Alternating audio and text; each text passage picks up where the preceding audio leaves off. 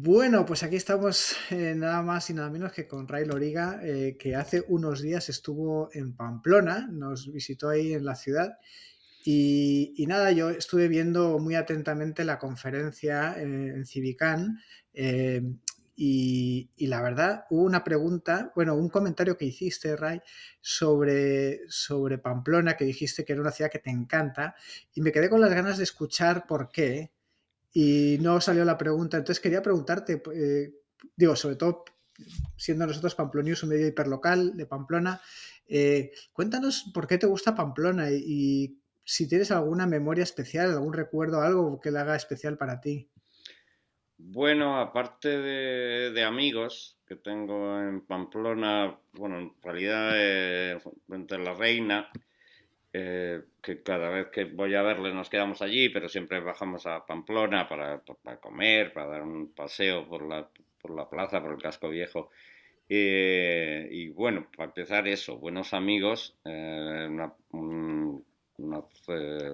zona preciosa, todo lo que rodea Pamplona y Pamplona, uno de mis pequeños cascos viejos favoritos, yo creo, de España, de los más bonitos, más amables y más variados también, ¿no? Tiene momentos que parece que estás en Suiza y hay otros momentos que estás en la España del medioevo, en la Navarra, en realidad, porque vuestro reino nos precede, Así pero es. nos precede. Así que se come de maravilla, el clima de simpatía de la gente y de cariño, sin ser una simpatía, digamos, falsa ni nada. Te sientes muy en casa, muy a gusto. Siempre está muy a gusto en Pamplona y esta reciente vez, pues igual. Oye, qué bien. Oye, ¿algún plato especial, algún lugar así que siempre te provoque ir o que sea un must, Bueno, ¿no? Para no ti. tengo muchas manías ni muchas preferencias, ¿no? Donde me lleven, donde vayan mis amigos, donde me recomiende, pues igual unos buenos mantecados, unos buenos pinchos. eh, me gusta dejarme llevar por los que saben, ¿no? Ujú. Oye, Ray, pues yo quería llevar esta conversación, porque más que una entrevista, quiero que sea una conversación, un poco a lugares más recónditos, ¿no? Donde con preguntas que no te hayan hecho quizás nunca y que te hubiera gustado que te preguntaran. Yo siempre, a mí la entrevista es un género que me gusta mucho y muchas veces siento que a la hora de hablar con personas, como periodista, muchas veces como que vamos con un guión y ya hay que seguir y ciertas cosas, pero al final como que descuidamos a veces la conversación y demás. Y a mí me gusta esa pregunta, ¿no? No sé, cosas de las que a ti te gustaría hablar y que nunca te preguntan. No sé si hay alguna así algún tema que a ti te apasione y digas, oye, nunca me han preguntado de esto, ¿no? Eh, bueno, a veces me preguntan de qué te gustaría hablar que no te hayan preguntado. No soy Y tan innovador entonces. me temo que ya Todo sucede, está hombre. inventado, todo está inventado. Llevo 32, 33 años haciendo esto y yo creo que me han preguntado de todo, incluso eso. Siempre digo que no tengo nada, un tema así que diga, no, es que me encantaría hablar de horticultura y nunca sale el tema, o me encantaría hablar de mecánica cuántica, o me dejo más llevar por la curiosidad del entrevistador, o sea que respondo a cualquier pregunta si me la sé, como dicen en los exámenes, si me la sé, respondo. Eh, pero digamos que no tengo grandes temas guardados de los que me encantaría hablarle al mundo, por así Vale. decirlo, y que no me ha Vale. surgido la oportunidad. A partir de ahí puedo hablar de casi cualquier cosa normal, ¿no? Ujú. Entras en preguntas fáciles. No, todo es fácil. Eh, no, de lo que salió en la conversación en Civicán me llamaron la atención muchas cosas. Una, tu relación con la muerte y cómo hiciste un comentario como, bueno, si uno se muere, pues tampoco pasa nada, no hay que hacer ningún drama, ¿no? Cuéntame un poco de ese, No sé, Bueno, esa relación. no es una gran sesuda reflexión tampoco. Quiero decir, lo que se me dé cuenta frente a una enfermedad grave, que afortunadamente fue bastante rápido, no, dentro que fueron unos años, pero no fue una larga agonía terminal. Esto fue una cosa que o sí o no, y se iba a saber pronto. Más que una reflexión o una relación, era una sensación, ¿no? De que la muerte de uno mismo no es un gran drama, por lo menos para mí. Eh, la muerte de los seres queridos sí lo es. La muerte de los demás, de los que uno quiere, es anatema, es inconcebible, es algo del que uno no quiere hablar ni no quiere ni pensar. Pero visto desde dentro, pues es como el final de algo que ya has vivido hasta entonces, y si se acaba aquí, pues se acaba aquí, ¿no? No lo veía Ujú. como un gran drama ni me producía un pánico especial, la verdad. Me daba más miedo la otra posibilidad de lo que a mí me pasaba, que era quedar en un pésimo estado, ¿no? Ujú. Porque dentro de los daños que recibí con esta enfermedad, todos los que se han quedado son cosméticos, de alguna manera, ninguno es esencial, ¿no? Perdí cosas de las que vienen a pares, afortunadamente, un ojo y una oreja. Si hubiera perdido cosas de las que vienen de uno solo, pues hubiera sido más jodido. Pero no me he quedado en un estado físico lamentable, ni por supuesto, lo que es más importante, cognitivo, ¿no? Ujú. Eso sí me hubiera aterrado dejar de pensar, dejar de poder escribir, dejar mi oficio, dejarlo. Creo que la vida es más como uno la percibe, y si no la percibes, si estás maniatado a la hora de percibir, antes incluso que reaccionar, si no puedes, una merma de capacidades fundamentales, eso sí me aterraba. Me Ujú. aterraba quedarme patata, quedarme vegetal, ¿no? Pero no tanto la muerte en sí misma, que por supuesto no me hubiera agradado especialmente tampoco. No la recomiendo Ni- ni la vendo, no me agrada, pero de ahí a A, convertirlo en un drama tampoco. a tus fans tampoco creo que les hubiera hecho ninguna gracia. Eh, Ray, te iba a preguntar Los también. fans mm, casi prefieren un ídolo muerto normalmente. eso también es verdad, Es más, eso también es es verdad. más mítico. Eso también es verdad, eso también es verdad. Pero quería preguntarte sobre, a la luz precisamente de esa experiencia que tuviste tan cercana con la muerte. ¿Qué cosas de tu pasado, de cosas que hiciste, hubieras hecho de otra manera, a la luz de lo que aprendiste de este proceso, ¿no? De cosas que hubieras dicho, bueno, me hubiera gustado dedicar más tiempo a X o haber hecho tal, o yo hubiera, no sé. No tuve. Esto lo he dicho, a lo mejor es que yo soy más simple que una pera, que también es posible. No tuve grandes iluminaciones en el sentido de hubiera planteado mi vida de otra manera, o a partir de ahora voy a plantear mi vida de otra manera. No, intento que a partir de entonces a lo mejor se ha matizado un poco la escala de las cosas. Lo que antes me creaba gran angustia como urgente, ahora me parece medianamente importante. Lo que antes a lo mejor te parecía, no, tengo que solucionar esto porque es esencial, pues digo, bueno, pues tampoco pasa nada, ¿no? Pues luego si te vas a morir y tampoco te acuerdas de cosas así, ¿no? De deadlines concretos sobre todo el agobio que le puede producir a los demás que falles de un día para otro en una cosa, o en vez del martes lo entregas el miércoles o el jueves, o incluso la semana que viene. Ese tipo de mini angustias del día a día, pues a lo mejor se relativizan un poco, ¿no?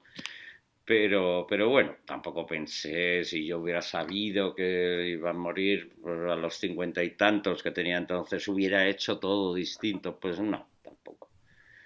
Pienso que cada uno de nosotros y nosotras vivimos mal que bien como sabemos vivir, no dar las circunstancias. No tiene sentido pensar en otras posibilidades que no se han producido, ¿no? Sería un poco Ujú, absurdo. Ujú. También otro tema que me llamó la atención de la conversación fue que hablabas de algunos de tus fetiches en tus obras y particularmente hablabas del fútbol, que siempre tiene que aparecer el fútbol, menos en una obra que, que no Sí que apareció. fue en Pero, rendición que no le vi encaje posible. y pues cuéntame un poco de esa relación que tienes con el fútbol y por qué es un fetiche para ti y cómo es Bueno, hoy día esa relación. es el fútbol para mí es los momentos casi más felices de mi infancia, ¿no? Eh, el fútbol y enseguida la literatura, es decir, leer, y leer buena literatura. Fueron quizá los compañeros máximos de la infancia, aunque también con la música, pero sobre todo leer y jugar al fútbol. Me pasaba el día jugando al fútbol y cuando no estaba jugando al fútbol estaba pensando en jugar al fútbol y viendo también, viendo y casi sin ver, porque en aquella época cuando yo era niño no ponían partidos en la televisión y los oíamos por la radio y de una manera mágica lo que escuchabas en la radio, las imágenes que le ponías era el fútbol que tú conocías, que era el fútbol de la calle, el fútbol de los compañeros, el fútbol que jugabas en el colegio a la salida del colegio y los fines de semana. Y escuchabas los nombres y te imaginabas a los jugadores, te imaginabas las jugadas y te imaginabas los goles, ¿no? Exageradamente descritos casi siempre por parte de los estupendos locutores, ¿no? que hacían los partidos probablemente mucho más emocionantes de lo que en realidad eran la mayoría, ¿no?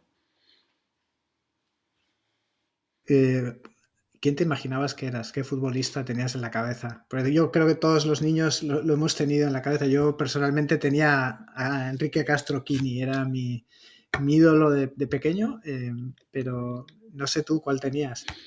Es verdad que todos los niños llevan un futbolista dentro cuando juegan, ¿no? Uno siempre se imagina que es uno de sus ídolos. El mío era Juanito, Juan Gómez Juanito. Porque yo era más o menos, no que fuera Juanito, pero era ese tipo de jugador, que era lo que luego se dio en llamar un falso delantero, ¿no?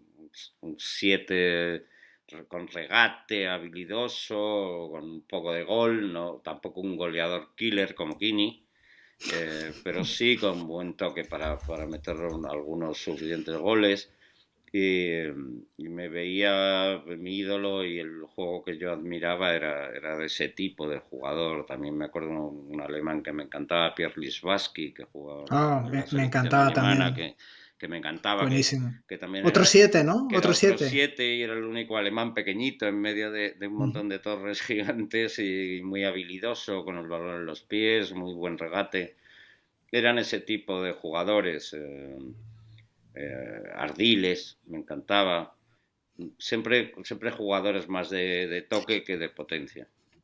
Ardiles o Ardiles, que yo luego en Estados Unidos hablando con amigos le llamaban Ardiles y me decía mucha gracia, ¿no? Por su Bueno, época, por su paso por Inglaterra, claro, ¿no? jugó En Tottenham, mucho creo. en Inglaterra y además le tocó el momento más crudo que fue jugar en Inglaterra durante la Guerra de las Malvinas, ¿no? Me acuerdo de eso, que el hombre lo pasó bastante mal. Y creo Sí. que de hecho parte de la liga no jugó por el conflicto, el Ujú. absurdo conflicto bélico de las Malvinas. Pues con esto que me decías de Juanito, a mi hermano Javier, que es un ávido lector y ávido lector de tus obras también, le vas a caer todavía más porque él también tenía en su infancia a Juanito de ídolo, así que algo que vas a tener en común con mi hermano. Y precisamente hablando de lectura y también escuchaba el otro día que mencionabas esa avidez que tenías desde pequeño y que a diferencia de la mayoría del resto de tus compañeros de clase que no compartían, excepto tú y otra persona que mencionas, Sí, otra una compañera. compañera que se llama Uh-huh. Beatriz Omx, Sí, me sí. acuerdo de eso. Pensaba, pues, que en esa avidez de tus libros, ¿cuáles son los libros que más recuerdas? No necesariamente de aquella época, pero ¿cuáles son los libros que más te han marcado a ti? No necesariamente por su calidad literaria, sino porque a ti te supusieron unas experiencias únicas o que te cambiaron o que te marcaron, ¿no? Yo creo que si tengo que ir al primero, en el que pensé en serio en escribir fue El Lazarillo de Tormes. Porque algo me conectó con esta es la historia de un niño en circunstancias absurdas todo el rato de las que el pobre no es culpable, pero intenta sacar la cabeza eh, en, en, unas circunstancias muy mediocres, normalmente nada épicas, y me pareció una aventura preciosamente contada de lo que es la experiencia de un niño en dificultades, ¿no? Y me hizo un niño en el paso hacia una forzada madurez, ¿no? Temprana. Y ese fue el primero, yo creo que encendió el piloto. Luego, por supuesto, ya un poco más mayor, muchos de los libros que nos daban a leer en el colegio siempre les veía un ángulo de interés, ya fuera La Celestina, El Cantar del Niño Cid o El Quijote, por supuesto. Luego con la generación del 98, sobre todo Unamuno y Pío Baroja, tuve una conexión muy fuerte. Y a partir de ahí ya en las lecturas, digamos, no obligatorias, aunque esas obligatorias las disfrutaba, en mi casa afortunadamente había muchos libros, mis padres son ambos buenos lectores y, y me acuerdo el impacto que me hizo Henry Miller. Yo iba a un colegio inglés y me interesaba mucho la literatura en inglés. Henry Miller, que evidentemente lo primero que me llamó la atención en la librería de mi casa fue Sexus, por razones obvias, a los 13 años, así, ves Sexus en el lomo de un libro y vas corriendo a por él, ¿no? Buen reclamo, A ver buen de qué va reclamo. eso. Pero descubrí un escritor con una visceralidad y una manera de escribir que en aquella época me pareció muy distinto a lo que había leído. De ahí, pues, a muchos escritores anglosajones, tanto la generación Beat como escritores ingleses. Recuerdo descubrir a Evelyn Waugh muy pronto, A Return to Brideshead, y luego The Loved Ones, y muchos libros, leer a Orwell en el colegio. Eh, Como te decía, iba a un colegio inglés, entonces teníamos también un bagaje más mixto, ¿no? En ese sentido. Virginia Woolf, lo recuerdo de muy joven como otro impacto fundamental en mi formación lectora. Wow. Y de lo último que has leído, así que digas, wow, hay que leerse este libro que te haya impresionado recientemente, ¿cuál sería para los que queremos leer algo interesante y que nos Bueno, motive? hay un escritor americano que murió hace un par de años, o a lo mejor más, 3 o 4, que se llamaba Barry Hanna, que me recomendó mi amigo Rodrigo Fresán, que ha sido uno de mis últimos impactos así literarios fuertes. Dennis Johnson, también últimamente, que también murió, es un escritor al que he seguido. Lo descubrí ya muerto, pero he leído toda su obra. Eh, y bueno, muchos de los escritores con los que he crecido, tanto lo último que he leído a lo mejor es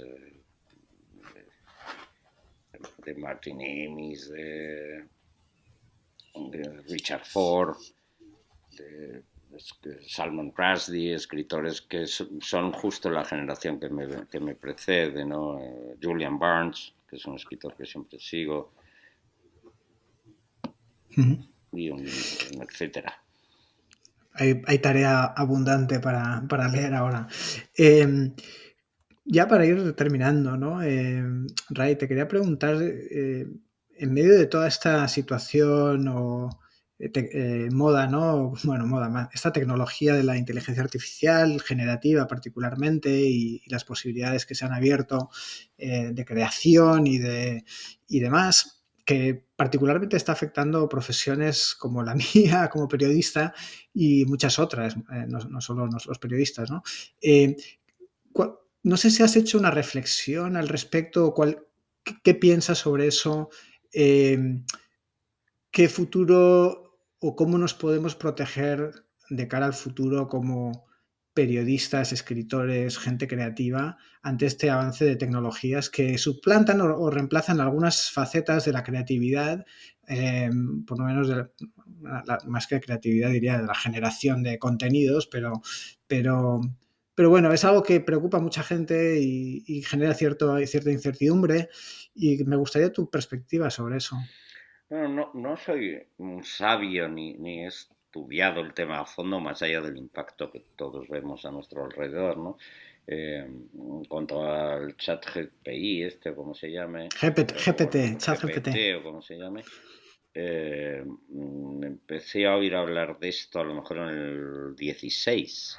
Fue la primera vez que me preguntaron sobre esto. Recuerdo que fue en una entrevista en Miami, que ya había un programa que escribía textos y no sé qué. Eh, en cuanto a lo que a mí me toca, mi profesión concreta, no creo que tenga sinceramente un impacto directo en la literatura.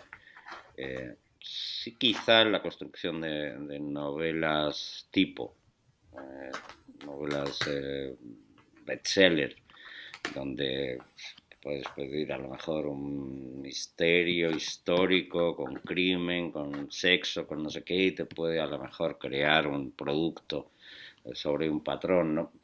No creo que no creo que vaya a sustituir a Samuel Beckett o a Elizabeth Bishop o a Federico García Lorca, sinceramente. Creo que puedes conseguir una copia más o menos decente de un poema lorquiano, a lo mejor, ¿no?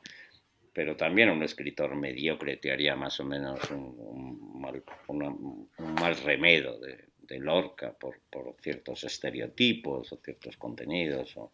Eh, sí que en ciertas labores, como de guionización de series de televisión o de programas más o menos estándar, probablemente puedan hacer un trabajo suficientemente decente una máquina.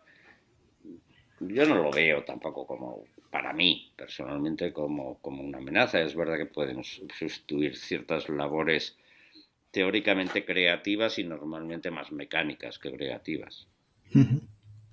Muy bien.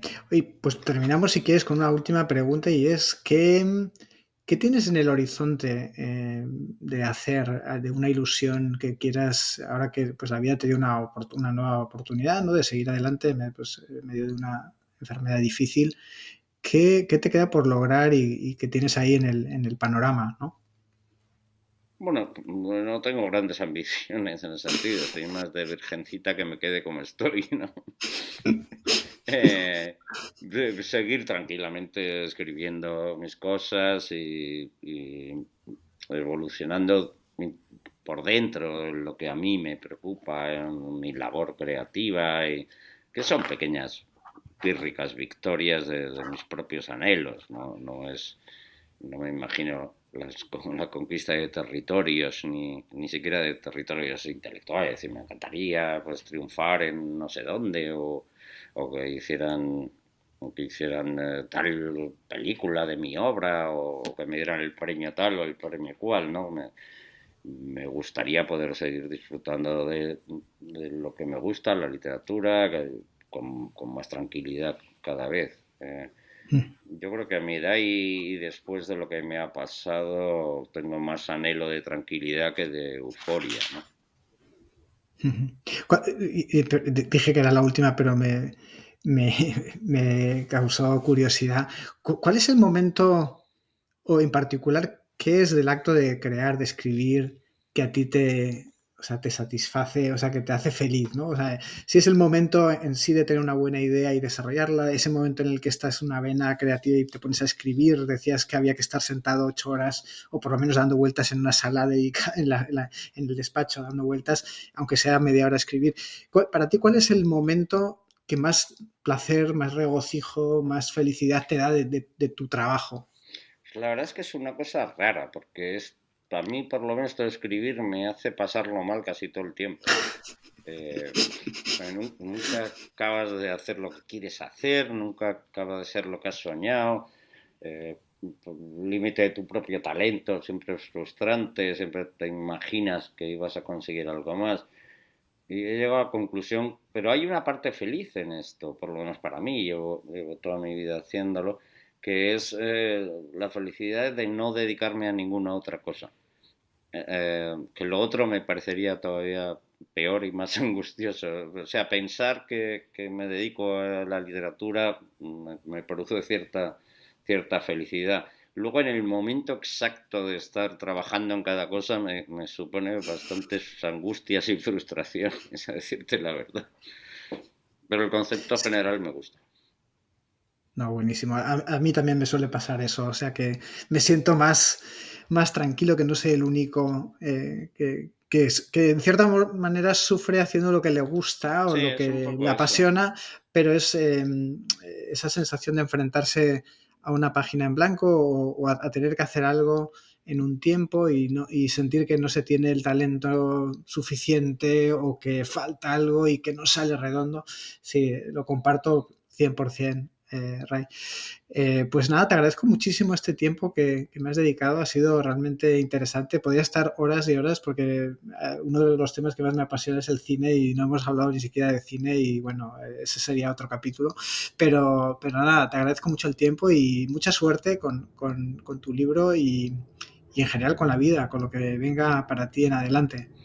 Pues muchísimas gracias, el mismo deseo para ti y un abrazo muy fuerte para ti y para todo lo que me quepa de Pamplona entre los brazos.